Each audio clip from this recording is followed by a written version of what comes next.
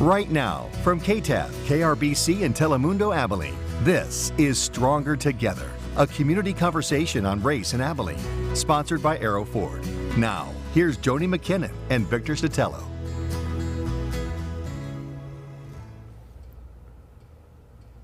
And thank you for being here. We are at the Wiley ISD Performing Arts Center. I am joined by Joni McKinnon. Thank you for being here. Thank you. And we are having an important conversation today on race right here in Abilene and in the big country. It is. It's very important, Victor. Thank you. So over the next hour, we're going to be having a discussion with our panelists tonight about race and our community and how we can make some progress and even move forward. And let's meet our panelists. First, in the first chair, we have Abe Walzer. He is the owner of Alpha Aesthetics. In the next chair is Shantae Fleming. She is the president of the Let Us Breathe organization here in Abilene. Thank you all for being here. Next to Shantae, we have Brandon Osborne. Brandon is the executive director of the AYSA, or the Abilene Youth Sports Authority. And finally, we have Ray Sandoval. Ray is the senior pastor and the founder of Rise Church that's here in Abilene. So thank you everyone for being here and joining us tonight. And I think we should say right away that this is a conversation on race, as we said, and we don't expect to come up with all the answers here, and we don't expect you to have all the answers. We're just continuing the conversation. Opening up that dialogue that we want to hear and gain new perspective and insight.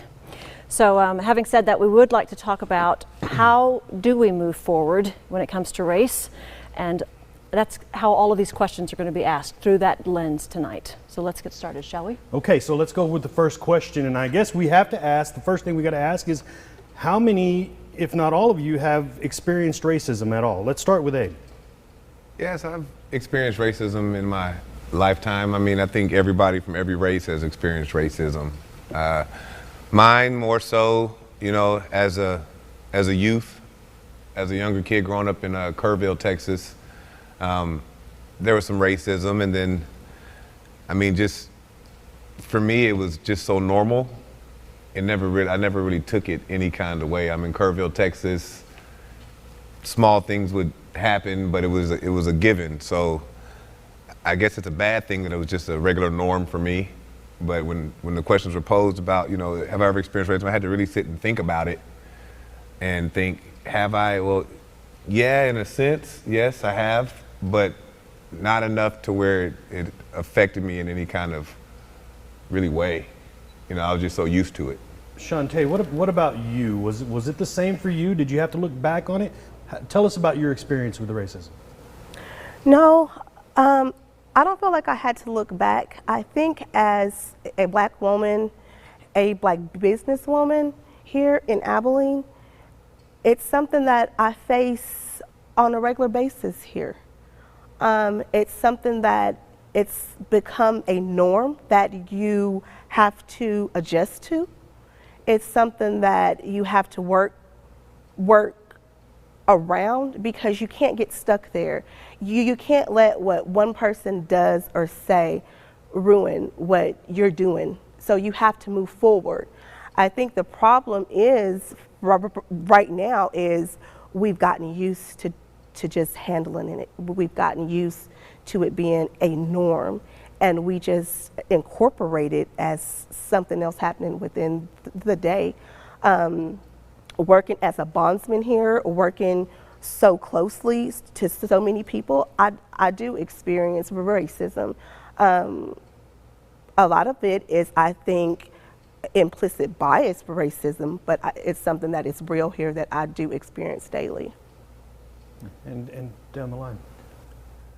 Yeah, you know, just like Abe said, everybody's experienced it. I mean, I'm from Fort Worth, so from inner city of Fort Worth, it's just part of growing up. You had to deal with it, and did you let it stop you? Well, no, but it was a part of it, and you just knew in certain situations and certain circumstances, you had to adjust what you did or what you didn't do based on the crowd. And so you had to adjust who you were or how you felt like who you could be based on the crowd. Based on where you were and who you were with? All the time. The first thing that came to my mind and experiencing racism, it was almost flipped around from where the school that I went to. I saw it on both sides. You know, I know a lot of the times, you know, after growing up, seeing it from one race to another, but growing up, I saw a lot of the minority group almost in a sense of racism to the white people at our school, even though there may not have been a lot. I saw that the very first time seeing it, it was a lot of that, bullying, stuff like that, and not maybe where the frustration and the anger was coming from, taking it out on the kids who were there, but you know, seeing it for the very first time in middle school, in high school. One place I didn't see it was whenever we were on the football team. You know, it's kind of one thing that brought us all together. But you know, growing up, you hear racial slurs and things like that, but you know, I guess like what they were saying, you kind of just got to go with the flow and let that stuff go down your back, and yeah, but pretty much. And having said that, I think we all have kids. Does everybody have kids here? Yeah. Yeah? Have you had that conversation with your kids? Have you had, hey, if you experience racism, here's what to do or here's what not to do? With I mean, I've got a multicultural family, so. Explain that. So my wife is Filipino.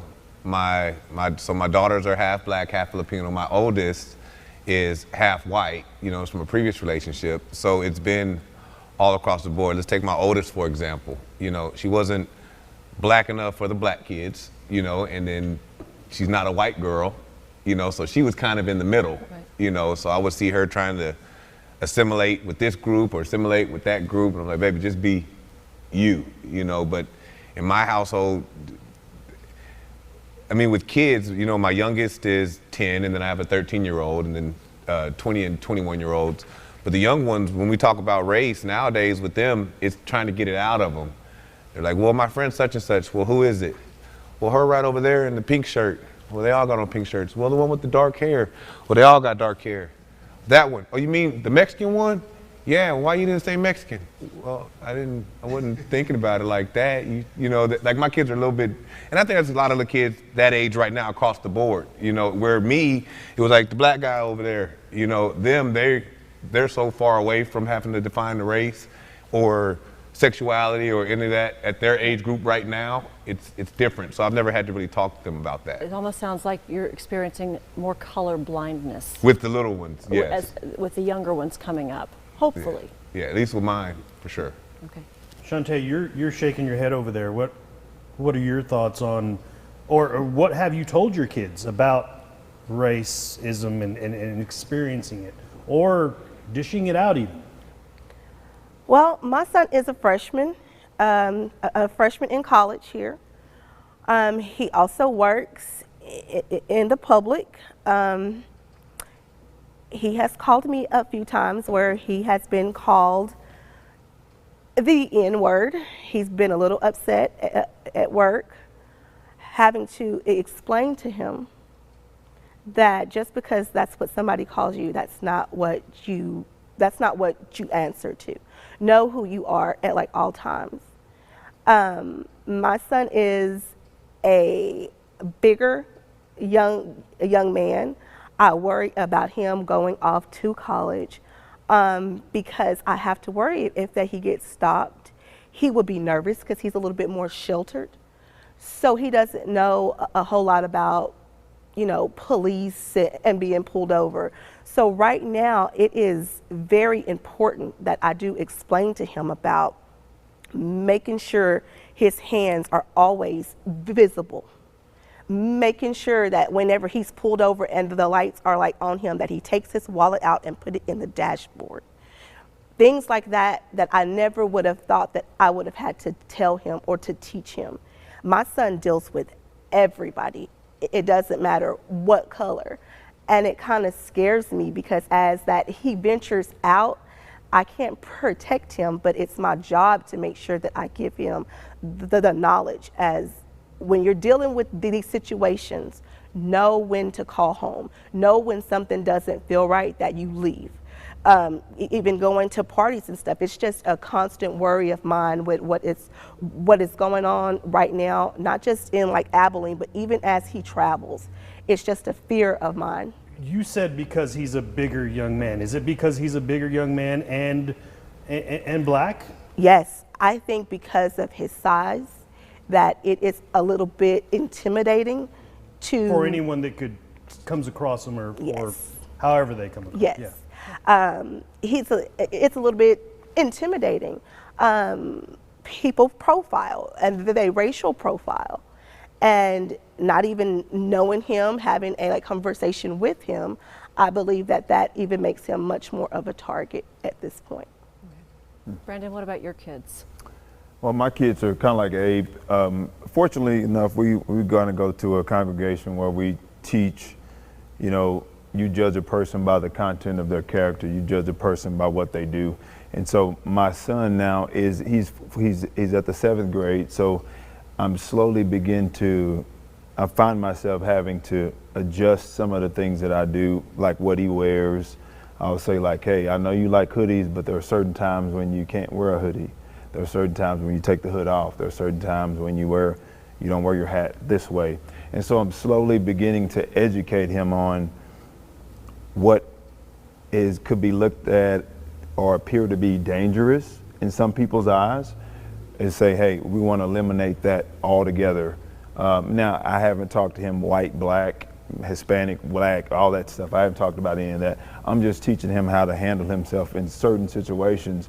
So then when that time does come, because it's going to come, when it does come, I'm able to address it and I'll say something of the nature of, see why I had you not wear that, see why I told you not to do that, because it's all to help try to mitigate something before it could actually escalate. You've actually been in situations where you said, hey, don't wear this because of this, and then you found yourself in that situation where you had a teachable moment? Is that right? What you're... Yeah, it's trying to help him to think things through now. So when he's in a certain situation, he knows how to handle himself and not have to put himself in a predicament where he then has to make a last-second decision that could depend on him getting in trouble or not. Just touching on that, you say, like the hoodie, for instance. You meant like don't go in the store with a hoodie on. Right. But that's not because you're black. It's because you're in a store. You shouldn't wear a hoodie. Right. Right. So you're teaching them values as a man. Right. Yeah. Not so much just in general because you're black and they might profile you.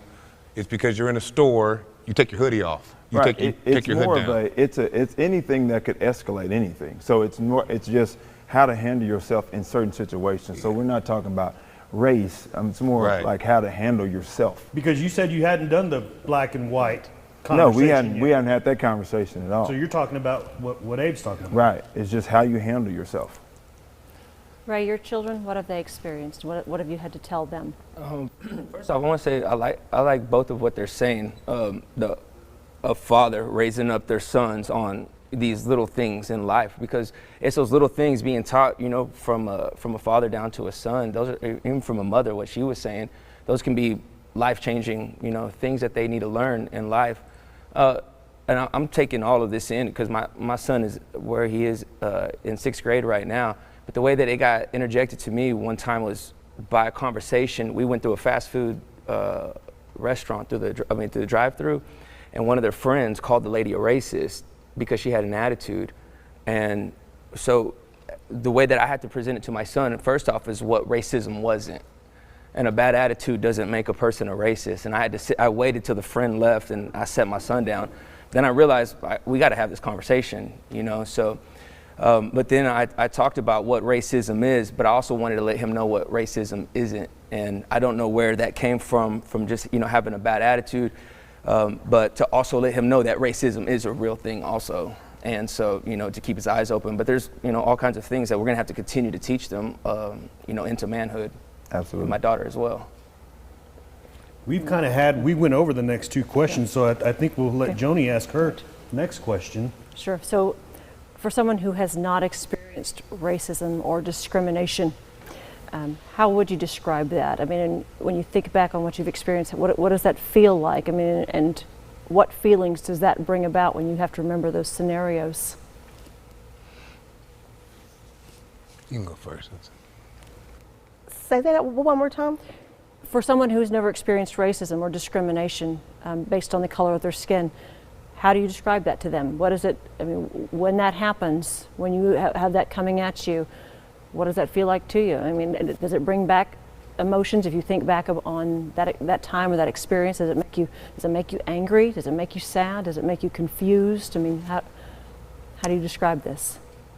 Someone that has never experienced racism, that's kind of hard for me because I have experienced it. Sure. To some of my friends and my colleagues maybe that have not, I kind of have to give them parables. Sure. As if we had a Juneteenth celebration in Stevenson Park, and a lot of people came out that were in the protest for George Floyd on Highway 80. And this was a lot of Caucasian people's time being in a primarily black park. So for them, that was different. That was something that when they drove in, it was hardly any Hispanic or white people there. So the way they felt at that time, you watched and waited for them to get out. They were more comfortable once they seen our faces and knew that we were there. But when we talked about it, that this is how we feel when we go out somewhere and we're the only people in the room. So it is a learning experience for people that has never dealt with it, that's never experienced, that's never seen it happen, but it happens. And that's something that was like a learning experience for them coming out there that day.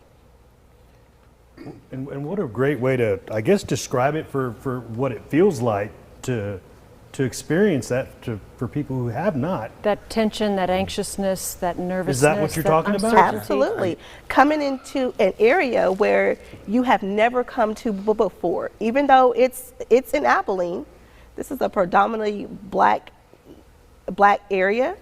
It was a minority event. Juneteenth is a big celebration in Texas. So for those people that came out to help us serve, to help us set out, they had never been down there. They didn't even know where the park was. So for them to come out and to just be the minority for the first time was a very big experience for them. The nervousness, the not knowing, the not know what to say, not know what, should I call you this, what should I say, that was a learning experience. But that was something that it like happened, and it was a beautiful moment, and we were able to like talk about it and get over some of those fears that they had so they could feel comfortable. For me, I guess when it comes to getting somebody to feel the experience of how do you experience racism, like I said, for me myself, it's never really been a big issue. Even when somebody has said stuff, and it hasn't been that long since somebody has called me out of my name in the wrong way, but for me, it's kind of like, that's the best you got, you know? Sometimes people use racist slurs just as an attack word. It's no different than saying your mama or something like that. But the worst case of racism recently that really just touched me the most, actually, it happened not to me, you know, and it was actually to one of my employees. And she's Hispanic, she looks white. You know, she was going into, she lives on the north side. She was going into Dollar General, and she's a big law-abiding person. You know, she wears her mask everywhere. Well, this particular time, she got out of her vehicle. She had her 6 kids with her in the car. She's going into Dollar General to buy, so she's going to take them to the splash pad. So she's going to Dollar General to buy some sunscreen for them. Well, as she gets out of her car, she realizes, oops, I forgot my mask. Well, she turns around to go to her car, and there's a man standing over her. And it's a black gentleman, and he just immediately starts cussing her out. Where the F is your mask? Your white face is too good for a mask? You don't have to have, she's like, sorry, I'm actually going to my car to get my mask, I'm sorry. Oh, you white girls are too privileged, you don't need a mask, you don't need this, da, da, da. So her kids are in the car, her husband was at work. So she's got in her car and left. You know, she went somewhere else, got some sunscreen, and said, I'm gonna take my kids to the splash pad. Now mind you, her kids watched what just happened. You know, her car is right there. She gets to the park, to the splash pad, I guess there's a splash pad on the north side. That's a new one that she went to. And that same guy was there with his family. That same guy was there with his family. So now she's there with all her kids. This gentleman, his family and his kids are there, and now they start harassing her. They start cussing her in front of her kids, calling her white this, white that. Never taking in mind that I'm at the same Dollar General as you because I live over here. I'm at the same splash pad as you because I live over here, you know. And so she ends up having to leave the park to take her kids somewhere else because they're being harassed for nothing. Her husband's at work. I'm her boss. She calls me and tells me. And at that moment, what hurt me the most is the feeling of helplessness. There's nothing you can do. At this point, because of what just happened to you, there's nothing that you can do, because if you would have called the cops at that Dollar General for him doing that to you in front of your kids, now you're Karen and you're calling the cops on a person for nothing. You know, if you would have pulled out your concealed handgun that you're allowed to carry, you're wrong because you just shot a man for nothing. If your husband goes over there to the park and accosts this man for what he did to you, he's gonna get hurt. If I go talk to these people, I'm an Uncle Tom. So, you know, I'm on the phone with my wife, almost in tears, like, I don't know what could possibly happen, what could make this right, you know? And that again, it wasn't racism towards me, but it's like, oh my goodness, it was so far-fetched for me. Like I said, I haven't really had to experience nothing. I just didn't know there's nothing you can do in that situation because of where the world is right now. You can't call the cops, you can't pull your gun, you can't do this, you can't come to the aid of another race, because then I'm wrong because I'm helping out a white girl coming to these black people telling them you're wrong for what you just said to that person, you know? So yes, it is a really ugly feeling, and I don't even know how, I wouldn't want to transfer that feeling onto somebody. I wouldn't want somebody to have to feel that. So your question, until you experience it, you never know how it feels. But it's a feeling of helplessness. Yeah, yes, but I believe that we have to address those issues both ways. It doesn't matter what we're going to be called by our peers or our race group. You have to address that was wrong. I don't think that it was wrong to deserve shots and to be killed or to be wounded, but I believe that it needs to be addressed, that we have to stand up and talk about it. You know, on both sides. And just like he said, he's right. You do face, you know, racism on both ends when you're trying to do something right, but we still have to like talk about it. He was wrong for what he did, You can't just and he sweep it needs under to know the that. covers. You can't just sweep it away and pretend like it never happened. Oh yeah, I wouldn't have swept it away. I would have asked her to get his license plate number, and we would have handled things a different way. But no, it was wrong. All right. So moving to our next question. So what about, and this is something we haven't touched on yet, racial profiling. And obviously, does it exist, first of all? And I'm sure you guys will say it does. But so I'll just read the question. What about racial profiling? Is it accurate? Should race be a part of it? And has anybody experienced that? Does it exist? Racial profiling is real by the book. I mean, police are taught to racial profile. You know, no, I don't think it's right. Is it accurate? Is it accurate? By accurate, do you mean are they doing the right thing by racial profiling, by when they profile somebody on the highway? And is the profile, is the stigma attached to it? Is that even accurate? I don't think it's. I know it's a very prevalent thing, and maybe I'm not understanding the question so much. But with racial profiling, nowadays it's so hard to racial profile. It's so hard to say who's doing something wrong. Back in the day, you know, somebody covered with tattoos like me, you might have a certain idea of who that person is. But now you might see a person covered in tattoos all the way up to his throat, and he's the CEO of a company. So profiling doesn't really work, you know, anymore. Now, granted, the times that I may have been profiled and pulled over, it was 50-50. You might have caught me doing something, you might not have caught me doing something. It just depends on the day. So half the time I was pulled over, I was probably in the wrong. I just didn't get caught, you know? So they were right, but not today, sir. So let's ask it this way. Ray, you have something? So I can speak on it because I can speak only from my own experience. So I have a men's home help guys with have been on drugs and alcohol. About 50 guys in our home right now, all kinds of different races. If you see a picture on Facebook or whatever, you would see it's totally diverse. But from the age of, I'm 35 now, from 15 to 25, I lived a pretty bad life, drugs and alcohol. I have a pretty extensive criminal history. And I would have said during those times that I was being racially profiled all the time.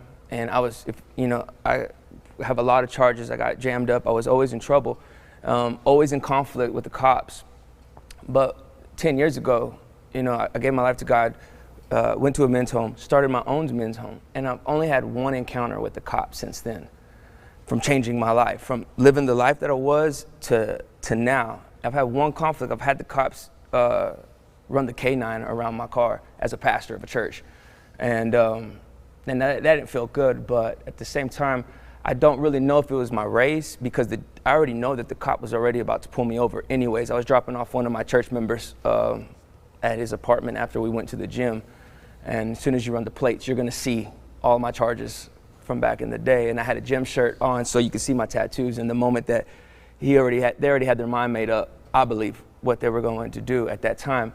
I think it would be a mixture of my background, the neighborhood where I dropped off one of my church members, my tattoos, like what Abe was saying. It's hard to tell. You put a mixture of all that together over the course of 10 years. I've had one run-in.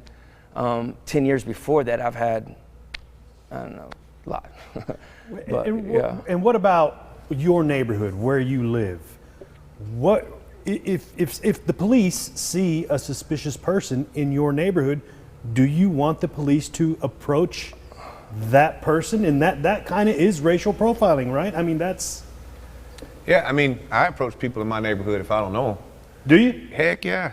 Yeah, I do. But My now kids, you have tattoos. You talked about that. What if somebody did that to you? in another neighborhood. If I was in another neighborhood, because it came up the other day, somebody was saying that one of their friends was speaking on, they were jogging through their neighborhood and they got stopped and asked, what were they doing here? Well, I mean, it's all in context. If you see me in your neighborhood and it's like, hey, what you up to? Oh, I'm going to such and such house. Okay, cool. Or, hey, what are you up to? Why? Because those videos are all over the internet. That's different. It's different. It's the same thing with the police. Hey, I pulled you over. Can you give me your driver's license and your registration? Why? I don't have to. The interaction you get is going to be off the energy that you bring. If I'm out of my neighborhood and I'm in somebody else's neighborhood and they want to ask me what my place is, because I know I do the same thing in my neighborhood, I'm not going to get offended. All on how you approach me. If I can tell that you're just really concerned about whatever, and I'm not near the house that I'm parked at, or if I'm slowly driving through the neighborhood trying to find the house I'm going to, and you walk up and say, hey, what are you looking for? And I tell you, and you say, yeah, it's right over there, it's fine. It's fine. It's about being vigilant in your community. I would hope that everybody would do that for the neighborhood. It's not necessarily me having a chip on my shoulder saying, you're doing it because I'm black. No, you're doing it because I'm driving slowly down your block, looking at every house that I go by, and you don't know me. That's why you're doing it. All right, hold that thought. We are going to take a quick break, you guys. We want to hear more about these thoughts, so don't let them leave your minds. It's a very important conversation as well on this race in our community. We are stronger together. We'll be back in 2 minutes.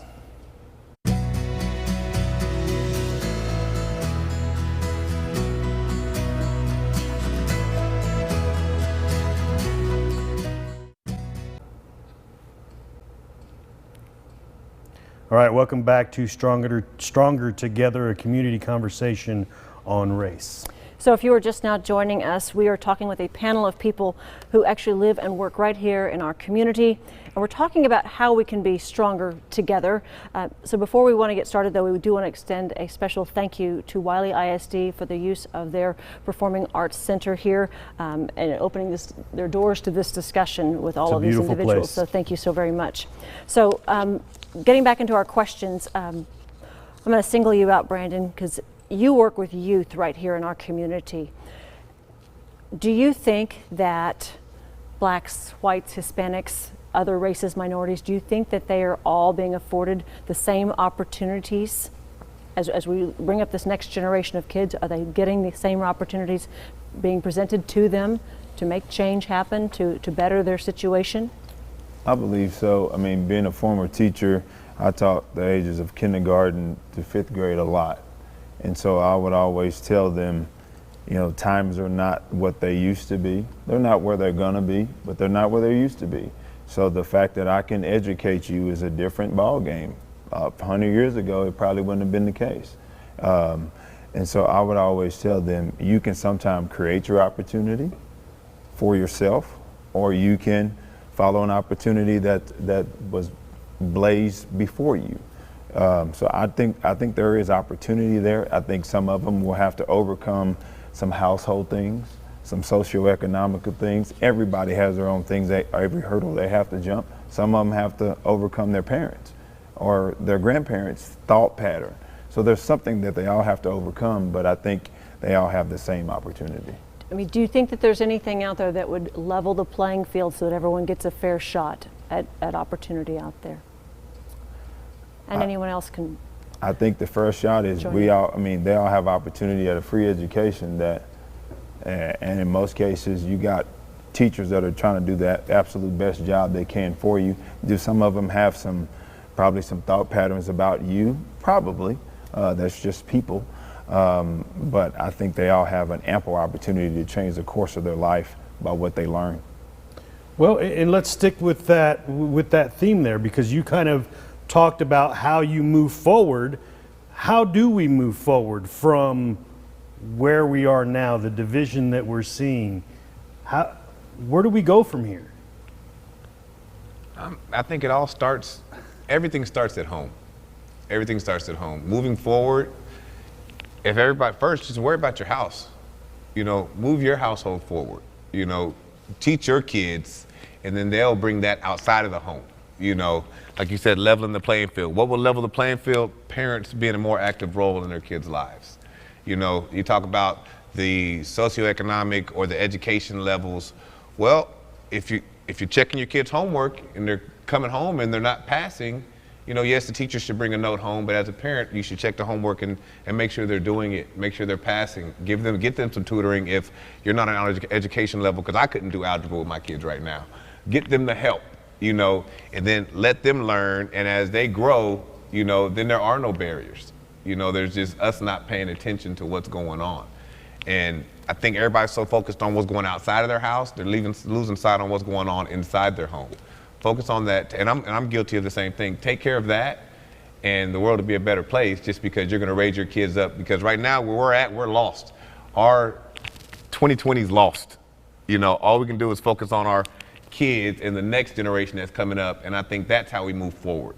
You know, but again, it starts at home, taking care of your home. Ray, do you have something to add to that? Yeah, I was just going to say I couldn't agree more with what he said about where we are, giving the kids an opportunity with the education that they have, but a lot of overcoming the household issues, the old thought patterns and the mindsets, the limitations that people can accidentally put on their kids, on limitations about, well, these people are going to oppress you and you can't really work here, you can't do this, versus raising them up, they can really go do whatever they want to, you know. And even if we do get opposition because the color of our skin, keep pressing anyways and go get it and make that happen. I believe it's one of the most important things from what he was saying, both of them, about about putting your hands on the steering wheel. If that's an issue, we need to teach them that, about putting the hoodie on, about taking it off, walking down, racial profiling if it exists, or if it's not, if it's just profiling in general. If you're walking down a dark neighborhood with your hoodie on,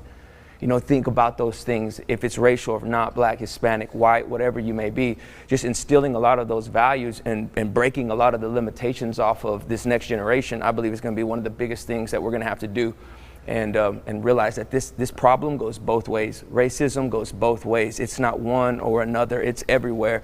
And I believe when we focus on the bigger issue, changing the culture within the household, raising up our children with values and principles, I believe that we're going to see a better America. Shantae, I could tell that you have something to say, and I've got a question for you. My hands are sweating a little bit. Well, and here's the thing. They're talking about instilling these values in our kids for those kids who have parents, a mom and dad at home. In your job, you mentioned you're a bail bondsman. You have to run into these kids who didn't grow up that way, who don't have dad or mom in the household, or both. What are your thoughts on that generation of kids who don't have that guidance and dads and moms to tell them this stuff? You know, don't wear a hoodie. How do we reach them? How do you reach them? I would like to first say, I'm so thankful and I'm so happy for Abe and for Ray and for Brandon, for being fathers to their kids, for being in the household with them and being a part of their lives, raising them. 90% of the children that I deal with, youth, and we see, and their parents, they're from single family households. They're from a single mom raising them. Every now and then you may see a single dad that has custody, but most of them are single moms. They work, they have to. So the kids are not, they don't have that same structure that they would have if they had fathers like these guys. But this is America, this is 2020, and let's just be real. This is what we are faced with right here. We're faced with a higher drug society here. We're faced with kids that their parents, if not one parent or both parents, are actually incarcerated. So they're left with aunties, with grandmas, with family members. So what we're seeing is these kids don't have anything to look up to. That's why we try to incorporate programs for them to give them something. It's so empowering to talk to them about businesses and being business owners at a young age. That gives them hope. It's not about hustling, which is praised because you see the nice clothes and the fancy cars and the money and the jewelry. They need to see people like Abe, like Brandon, like Ray. You can have these things and you don't have to be out in the streets committing crimes. But this is what we lack here, and this is what we are dealing with. Our youth, where we are now in 2020, August 28th of 2020, they had the March on Washington. It wasn't that long ago that Dr. King marched for the same things that we are protesting for tonight. Tonight is another protest. Why? Because we've had another black man shot 7 times in the back. Whether he had a warrant or not, whether he was wrong or right, but 7 times point blank in the back is excessive. We're right back here again. That wasn't so long ago. How do we fix this? This is why that we're here today. I want to know. Once I go back and I do research, and it wasn't too long ago that Emmett Till was abducted. He was brutally murdered because he was accused of flirting with a white woman. That happened in August. These are the things that we're dealing with now. It's not to that same extent, but this is what we're faced with. We're faced with killings. Every single day you're turning on the news, it's another black person shot. I think a lot of that is it's case by case. It's case by case. I won't give somebody the same credit I'll give Emmett Till. Emmett Till it's a different thing. Now, as far as, and I don't want to get off topic, but some of these things that are happening out there, if we just lay down, police say freeze. When I was growing up, police said freeze, you froze. Get on the ground. It's done. I'm not dead. But now, because it's enabled that, well, if I protest or if I do this, I don't have to listen to the authorities anymore. I don't have to listen to teachers anymore. I don't have to listen to the principal anymore. That's what's happening. If we can just stop doing that, we'll stop getting, maybe not all of it, because some of them are just complete murders. You're saying to stop protesting? No, I'm not saying to stop protesting. I'm saying to stop being, when the police tell you to stop, stop. Yeah, obey. And nobody would get shot. On that note, we're talking about police. How do you think Abilene compares? I mean, Abilene's police department, is it better? Is it worse than other places you've been? I've been here 20 years, and I've never heard of anything in the news. Maybe it happens, because a lot of things happen in Abilene that don't make the news, that don't get talked on. I will say that, because I've been present for things and I wondered, that person got shot, how'd that never get on the news? Absolutely. You know, but as far as police, unwrongful deaths, or unlawful use of power, in 20 years of being here, I haven't had any of that in my life. Anybody else? What do you think? You know, a lot of my great friends are police officers. I mean, I'm a lot of my great friends, but I do know, again, going back to education, I do know some kids that have different issues. So there have been stories where a kid would come on the weekend, come in from home and say, I hate the police. I said, well, why? What happened? Well, it took my dad away. Now, the kid's mind does not understand why or for what reason or whatever the reason was. But it creates a momentum in that kid that says, I don't really like the police officers because they broke up my family, or because my dad is in jail, or my mom is in jail. And so having to teach and funnel that information is difficult. And people have to deal with it all the time. So if that kid is 6 and they believe that thought then and it never gets handled, well, what's going to happen when they're 16? It's just perpetuated.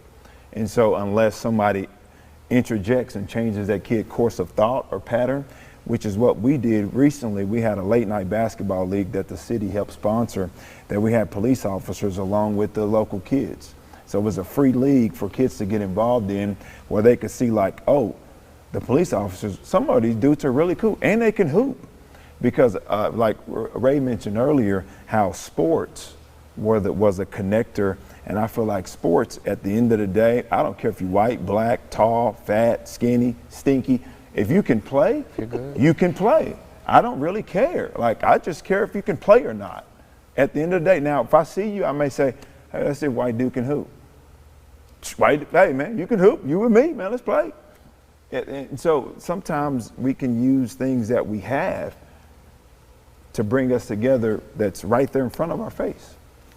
Well, Ray, you talked about that in our last segment. You talked about how you grew up, except on the football team, you guys were united because that united you. Yeah, we had a black running back, white quarterback, a Hispanic wide receiver.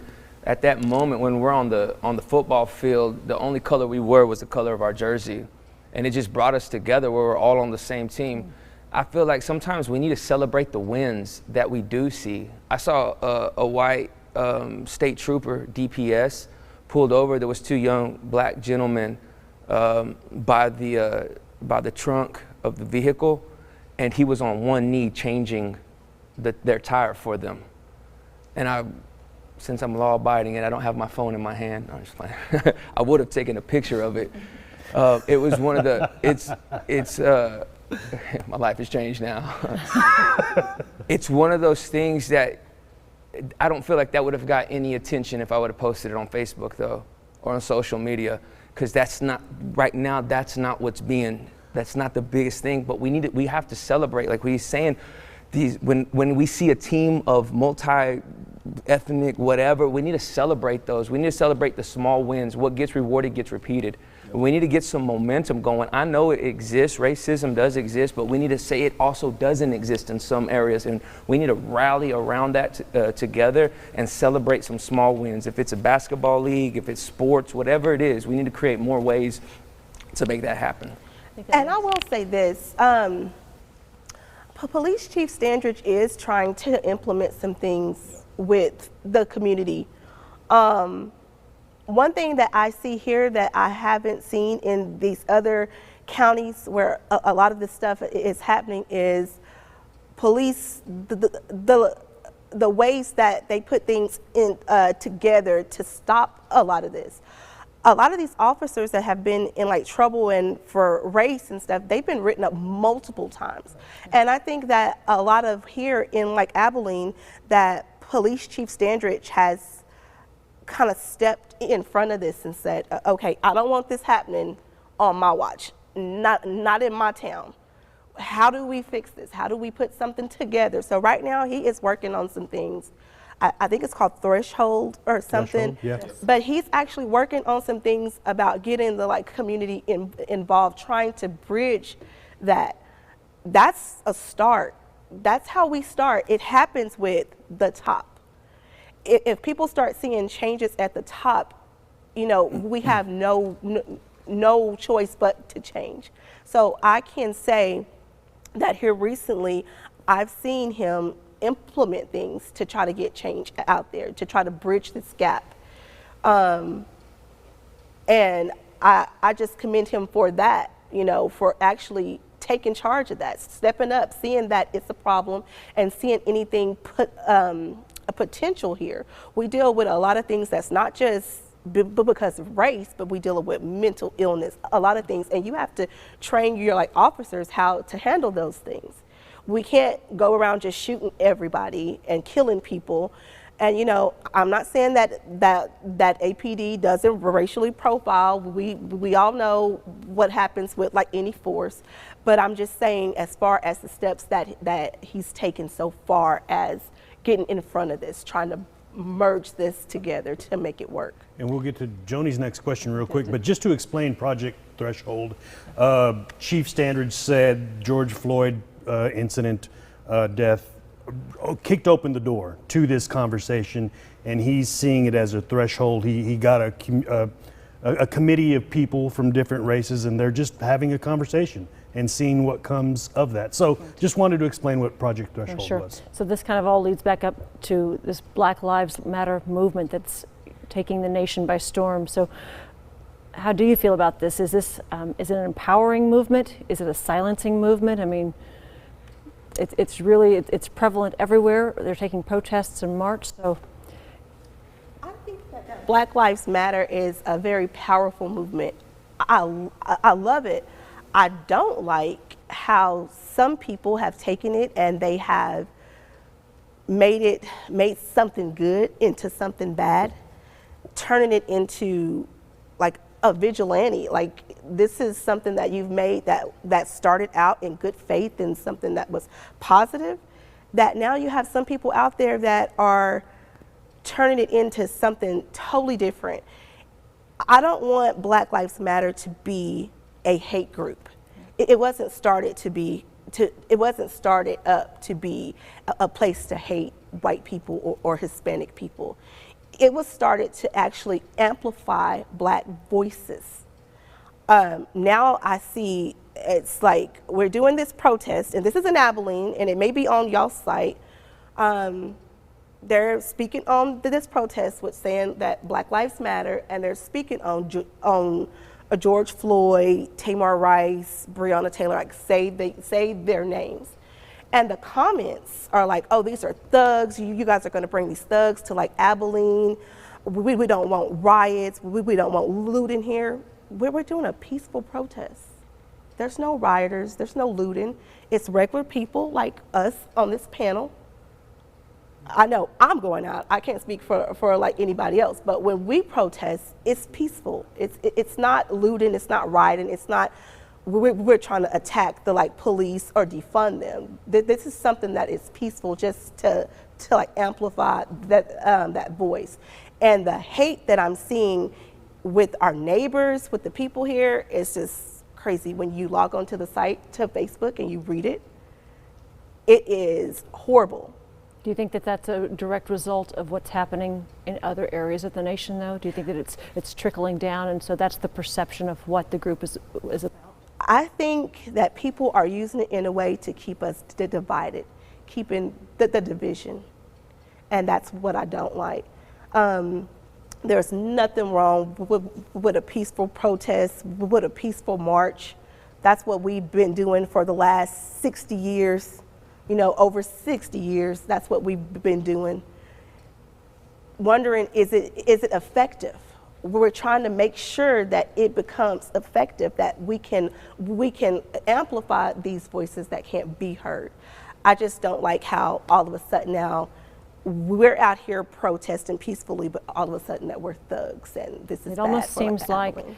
what's happened across the nation, the other riots and the violence, is now silencing what was originally meant to be a movement to amplify voices, and it's silencing it by the negativity and by that perception trickling down. Happening from within, though. You can have a peaceful protest or you can have a visual, But then there's still going to be people who show up with the same T-shirts on, screaming and hollering. It happened at the last, I went to an event, I was out there and the mayor was there. I don't know I forget what it was. It was a George Floyd vigil. Well, there was an event in the grass, and as that was ending, out of nowhere, on the street, you start hearing, hell no, we won't go, hell. Everything was chill the whole time. And as soon as the pastor was doing the closing prayer, I started hearing this screaming and hollering. So I told my wife and kids, y'all get in the car, let me see what's going on. Because honestly, I went out there to keep the peace. I said, I don't want a cop to have to come between people. I'd rather just step in myself so I can keep it from escalating. So I go out to the street. There's kids. Kids, they may be from here, they may not have been from here. Because when I pulled into the park or to the area, I noticed the people on the street had nothing to do with the praying, the pastors that were speaking, the mayor who was speaking. They only wanted to be on the street holding signs. Well, signs that said, kill cops. Signs that were overly, just ridiculous. There was two different events happening. The one on the street is not an event that I accept. Right. That's not an event that I accept. And the people in the grass should not accept that because it brings an ugly light on top of what we were trying to do. So I go out there and everybody's screaming and hollering, hell no, we won't go. And I said, young brother, what do you want? Scream in my face. I said, okay, I understand that, but what are we trying to do? Because you're chanting and you're yelling, but let's slow down. The TV reporter's right there. Let's go over here and let's just tell them exactly what we're trying to get across, what we're trying to convey with all this screaming and yelling. More screaming and yelling. And at that point, I had enough, and then on the news, what do we show? There wasn't really any coverage of what we did in the grass. The only coverage was that of the guys marching down the street into downtown. And I told them, I said, y'all are about to take the shine off of what we're really doing here by all this screaming and yelling. So I don't know if you're Black Lives Matter. I don't know if you're a white nationalist group, because the way you're acting is that of somebody who is trying to down what this minority group is trying to do. You say you're with us, but really you're against us because you're doing nothing but taking away from us. Let me interject real quick, because we have just like 2, 3, 4 minutes maybe. And I want to go down the line. I want to start with Ray to give us your final thoughts about what we're doing here, about what you're experiencing. Yeah, I think we need to celebrate those wins like we were talking about. Whenever we see something, we need to address it. We need to talk about it. When racism pops up, when we see something of unity, we need to celebrate that just as much to get that momentum going as well. We also need to teach the youth, those who have fathers and those who don't, what racism is and what racism isn't, to distinguish those two, because I think that anything, if you're just the opposite race and it's a bad day, we just label it racism. And so separate those two, get wisdom on what that is, and really educate our people. Okay, y'all got about 45 seconds each. Brandon? Use what we have to unite us. I mean, there's tools in place and there's things in place to use what we have to unite us all, to see that, hey, look, we all bleed the same, man. Good message. I think what that we are doing right here today, starting the conversation, having it, realizing that it's a problem. And I just believe it's going to start with accountability, self-accountability. There's going to be racism all the time. It's never going to go away. But I can't worry about what that person's doing. I can only worry about what I'm doing, what I teach people. I may not go out and hoot and holler, but I will teach you how to start a bank account. I will teach you how to fill out a job application. I will teach you how to get college funding.